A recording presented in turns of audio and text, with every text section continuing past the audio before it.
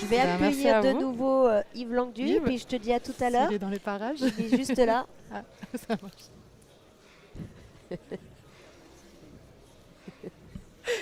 Merci Marie, Cynthia, à à tout à bientôt. l'heure.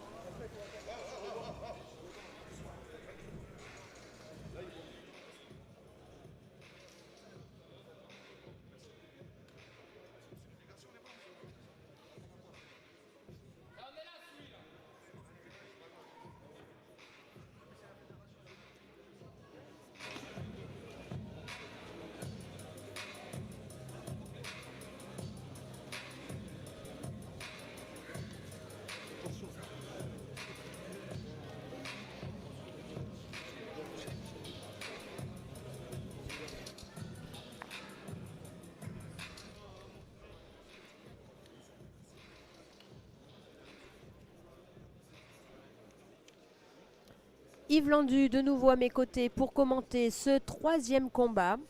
Donc la deuxième finale Des garçons. de garçons, tout à fait. Qui oppose donc Miguel Colom de la Snake Team Snake Team. et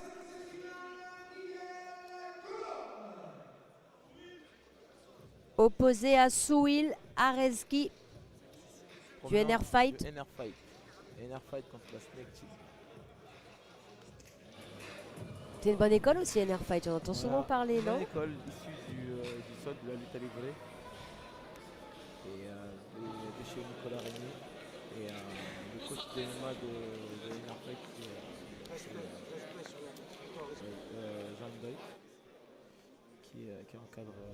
Jean Ndoye qui était à tes côtés, non, lors du premier événement de Bellator. Bellator à Paris. Oui, tout à fait.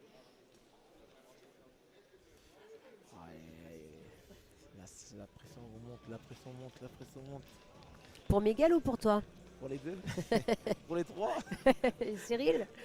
même les quatre, alors même Zoïl, ça pression aussi. Hein. Chaque combattant, tous les combattants ont l'adrénaline, la peur de l'incertitude.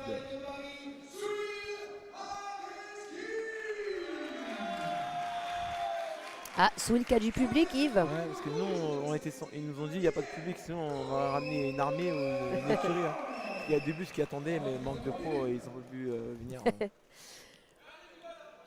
Donc on aperçoit aussi Cyril Diabaté, le Yes. patron de la Snake. Snake Team. The Snake. De son nom.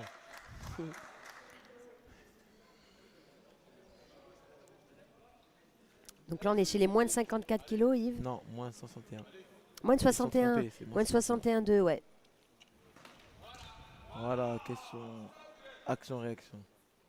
Miguel qui est issu du pied-point, notamment de l'ABF. D'accord. Au niveau striking, normalement, ça doit bien se passer. Miguel qui en carte de gaucher aussi. Ouais, il change de garde aussi. Il change de garde aussi. Il reste 2 minutes 30.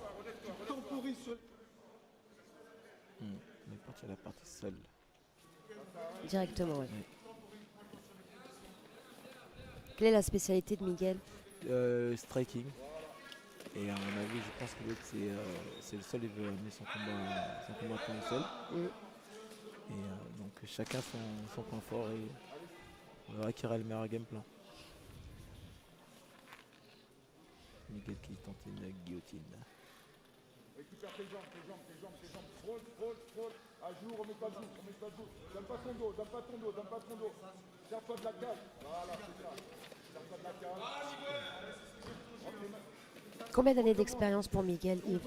En MMA ou en pied-point en BF? Son parcours?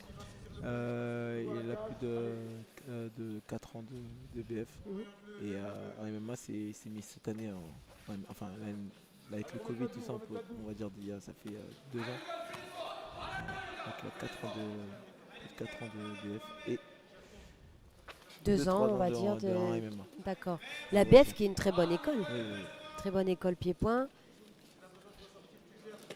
Ils sont souvent, ils arrivent très bien à gérer l'espace, ceux qui viennent de la boxe française, avec les déplacements. Ils se déplacent beaucoup, tout ça, et percussions, ils se déplacent, explosifs.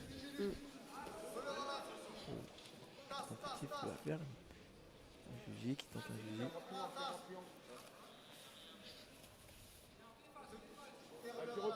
Passe en triangle, il a repris dans sa garde. Allez, pousse, remets-toi debout, Miguel. Reste pas sur le dos, remets-toi debout. Donc là, les gants Yves, ils sont différents des gants de pro. Oui. Mhm. Là, il y a eu Lionel. qui a fait une petite blague, je vais la voir au tournant, c'est pas grave. Alors les gants de MMA sont légèrement différents contrairement aux gants pro. Les gants de MMA amateurs, ils sont plus rembourrés. Et généralement, on utilise ces gants-là à l'entraînement, en sparring MMA en entraînement.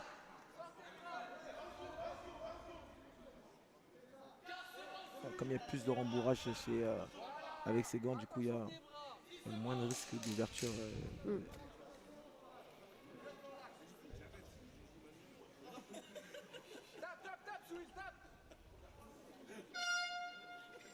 Premier round terminé. Donc à chaque minute de repos, Yves, les entraîneurs donc, entrent dans la cage. Voilà. Généralement, premier temps, c'est la récup. Ils récupèrent. Et après, ils conseillent les points négatifs et les points positifs du round. Et ils s'hydratent, bien sûr. Ils se réhydratent. Ou pas. Ah ouais, Il y en a qui ne boivent pas. Il y en a qui boivent pas, mais bon. C'est contre-productif tout ça. Ou une gorgée ou deux, tu vois. Ouais. Histoire de ne pas avoir la bouche asséchée. Ils ont aussi des protèges tibia, Yves. Bah, comme je disais, c'était les amateurs. Amateurs, c'est des gants rembourrés plus prothèse tibia. Et par rapport au coup, comme je disais tout à l'heure, il n'y a pas de droit au coup de coude, pas de droit au coup de genou à la tête. Et pas de soumission en clé, en torsion. Uniquement dans l'axe. Et les 3 minutes au lieu de 5 minutes en pro.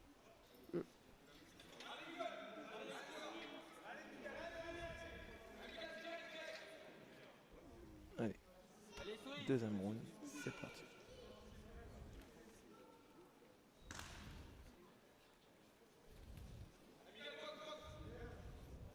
Miguel avec une garde basse, striking, plutôt à l'aise. Et ce qui joue avec le coup d'œil et son explosivité en fait.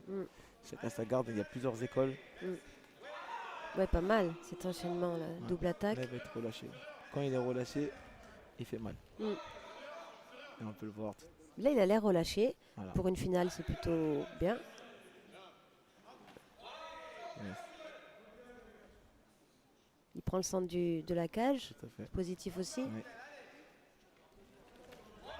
Ouais, joli. Super. Ça c'est un beau coup en contre du bras avant. Mais il va pas le laisser faire, Souil. Il a compris que c'était son point fort. En pied-point, c'était compliqué. Son but, c'est de le ramener au sol. On pratique du MMA. Le MMA, c'est pas que du pied-point, c'est pas que de la lutte, c'est pas que du sol. C'est un mélange de tout. Comme son nom l'indique, mix martial art. C'est ça. Donc c'est à la fois, ça propose beaucoup de possibilités de s'en sortir, on va dire. Il y a beaucoup de combinaisons possibles, que ce soit striking, au sol, etc. Mais aussi les techniques avec les coups de coude, normalement pour les pros, les coups de genoux. Et c'est à la fois bien, ça peut desservir comme servir comme desservir. C'est ça. Notamment, grâce aux liaisons aussi, on a des bonnes liaisons, ça nous sert. Les mauvaises liaisons, ça nous dessert. On peut être bon lutteur, mais si on n'a pas le timing d'attraper son adversaire à bonne distance, mais on se fait contrer rapidement. C'est une des différences avec les autres sports de combat, Yves, non? Tout à fait. Les liaisons. Liaison boxe lutte, les liaisons lutte sol et les frappes au sol aussi. Parce qu'on peut être bon grappleur, bon mec du sol. On rajoute les frappes, il y a une grande différence. Et tu peux nous donner un exemple de liaison, par exemple? Je boxe pour amener mon adversaire au sol en lutte, c'est-à-dire je vais boxer pour camoufler mon attaque de jambe. Si je fais une attaque de jambe sans boxer, généralement c'est téléphoné et je me fais contrer facilement. Tandis que si je boxe, en même temps je fais mon attaque de jambe, mon adversaire s'est concentré sur les percussions et moi il y a un changement de niveau pour amener mon adversaire au sol. D'accord. Et pareil la partie sol et lutte. Je ramène le sol pour prendre un contrôle dominant si possible, afin de soumettre mon adversaire ou d'avoir une bonne position ultra dominante pour le frapper, pour bien le frapper, pour bien le toucher, pour finaliser le combat. Mm. Parce que je rappelle que le but c'est de finaliser son combat soit en le mettant KO debout, Soit en soumission. voilà, soit en soumission, soit porter KO, arrêt de l'arbitre. Fin du deuxième round. Yes.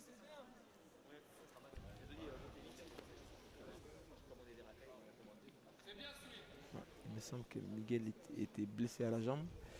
Je pense qu'il il ressent encore plus sa douleur de jambe, parce que je vois qu'il est massé.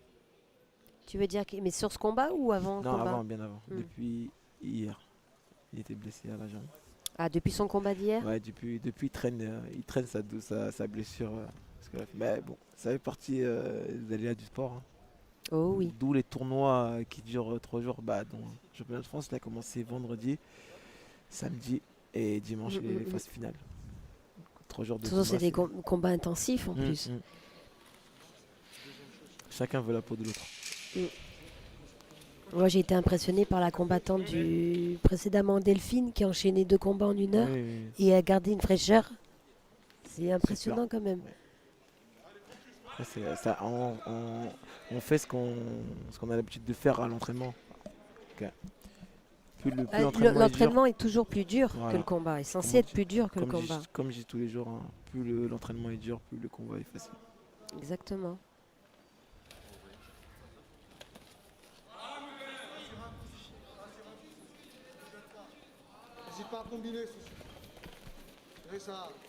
Est-ce qu'on peut dire que ça se joue sur ce 3e round, Yves? J'ai pas compris. Est-ce qu'on peut dire que ça se joue sur ce 3e round? Ouais, tout à fait. Là, c'est celui qui va marquer l'esprit des arbitres sur ce dernier round qui va donner une bonne impression. Bien finir. Toujours conseillé.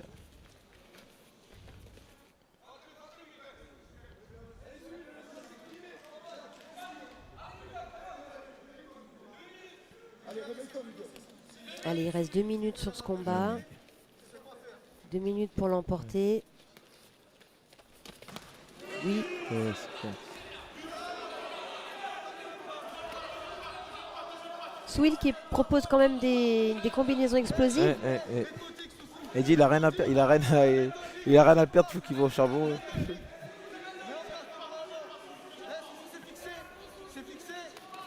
Oui, joli uppercut bras arrière. Même bras avant de Miguel. Il a un bon coup d'œil. Ouais, effectivement. Il a un bon coup d'œil, Miguel, il paraît serein. Il y a l'espérance en BF, hein. ouais. Il a déjà combattu.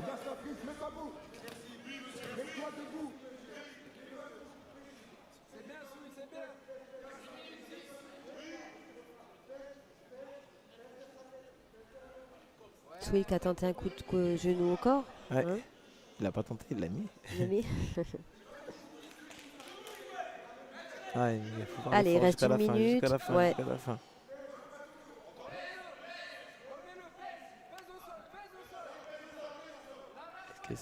Swill qui est en train de bien finir son round. Qui est très décisif, c'est la fin du round. Surtout sur le 3e. Qui va marquer l'esprit des autres. C'est ça.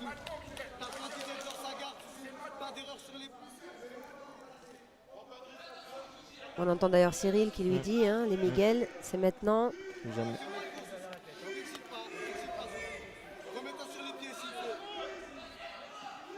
Parfois, c'est pas évident aussi de proposer des choses parce qu'il faut penser à tout, faut pas se faire avoir sur.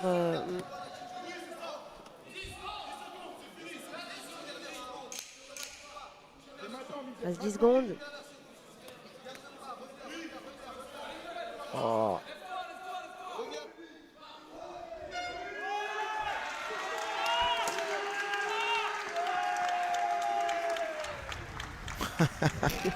Ils sont excités là.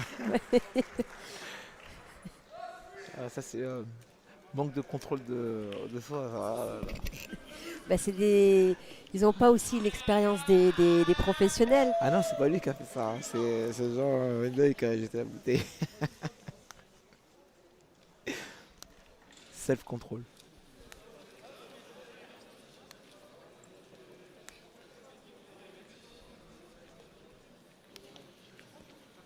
La décision qui va être avoir le premier titre de champion de France chez les moins de 61-200 Non, je pense que c'est celui qui remporte. grâce à ce troisième round. Ouais. Troisième round décisif.